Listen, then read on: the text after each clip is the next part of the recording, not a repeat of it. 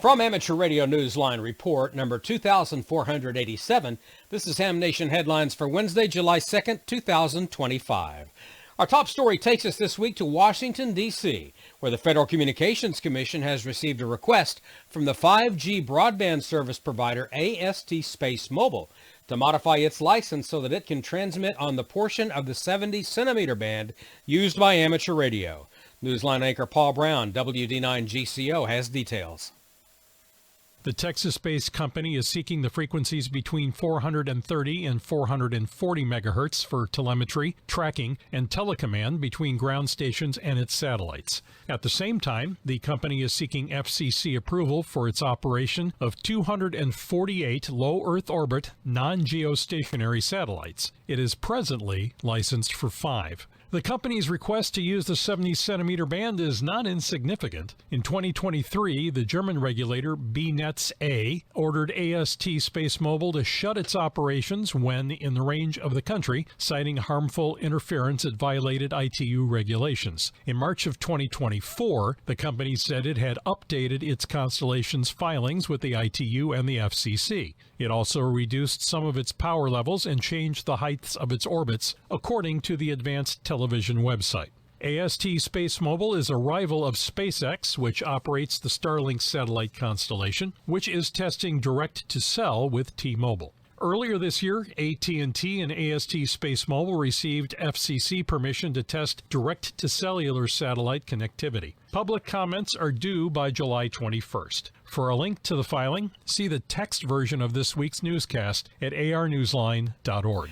The ARRL has been busy with much more than Field Day. In fact, just as Field Day gets underway, Logbook of the World will be moving to a cloud computing platform and getting some technical upgrades. Jack Parker, W8ISH, has those details.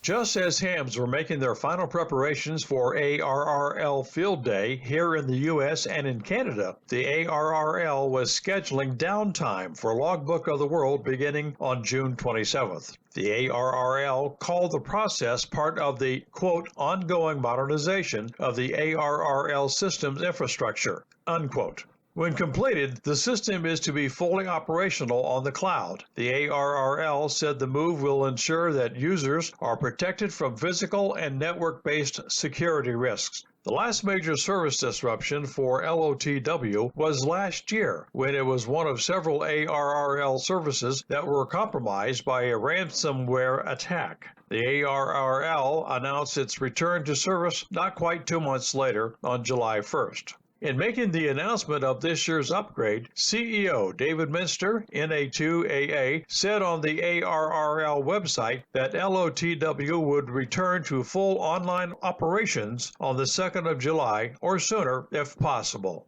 This is Jack Parker, W8ISH. Scientists in China are claiming they've achieved unprecedented speed in sending data from satellites using low-power laser. In a development that some observers say could someday replace satellites' reliance on RF, scientists in China are claiming that they have developed a transmission method using minimal laser power. The method is known as AOMDR synergy and utilizes a 2-watt laser.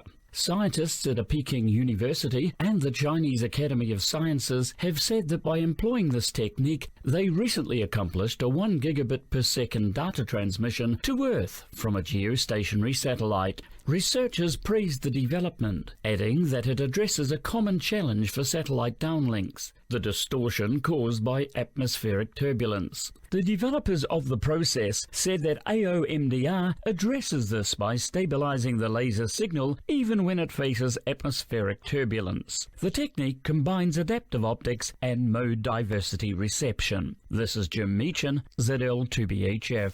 And that's all from the Amateur Radio Newsline, your independent source for amateur radio news since 1976 at arnewsline.org. With Paul Brown, WD9GCO, Jack Parker, W8ISH, Jim Meechan, ZL2BHF, Karen Eve Murray, KD2GUT at the news desk in New York, and our news team across the globe, I'm Don Wilbanks, AE5DW. 7-3, we'll see you next time here on Ham Nation.